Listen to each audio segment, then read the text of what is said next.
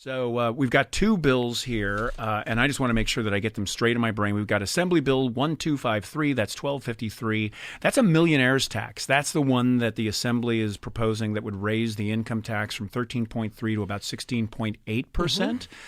Yeah, and if that weren't bad enough, we've also got the wealth tax by Rob Bonta, an Oakland Assemblyman, 2088. That's Assembly Bill 2088.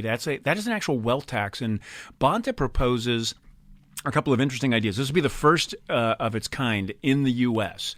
Would tax people on their assets. I don't know how you go into somebody's house and, I don't know, take a look at their artwork and their wristwatch collection and et cetera, the square footage of their home or whatever, and then assess their wealth. I'm sure there are scientific ways of measuring somebody's assets that aren't terribly invasive, but this one would tax people on their assets in order to generate wealth. Bonta's argument is that, of course, we must have this right now because we've really got a problem. The problem is that COVID has just really drained our state and local coffers, and now's the time when we must, absolutely must. This tax will be a significant step toward a more equitable tax structure, more equitable, got to have that, whereby the wealthiest Californians contribute a little more for the prosperity of the state.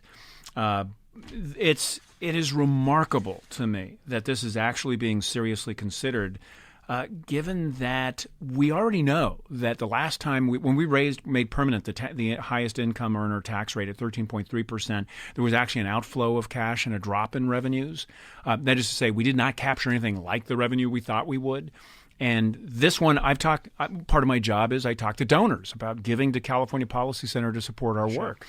And one of the things I heard this week multiple times, I talked to 7 donors, 3 of whom said, this was it. COVID has taught me that I can run my operation outside of California. This gave me the reason to do it.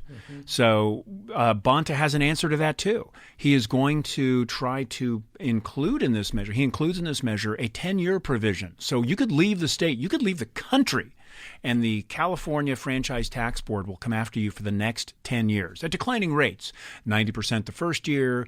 But his argument is, you made the money here in California. We own it. We have a claim on that for the next 10 years. I don't know where he comes up with 10 years or where he comes up with the claim that because you made it here, we own it. But that's sort of I guess, the Democratic yay for government kind of agenda.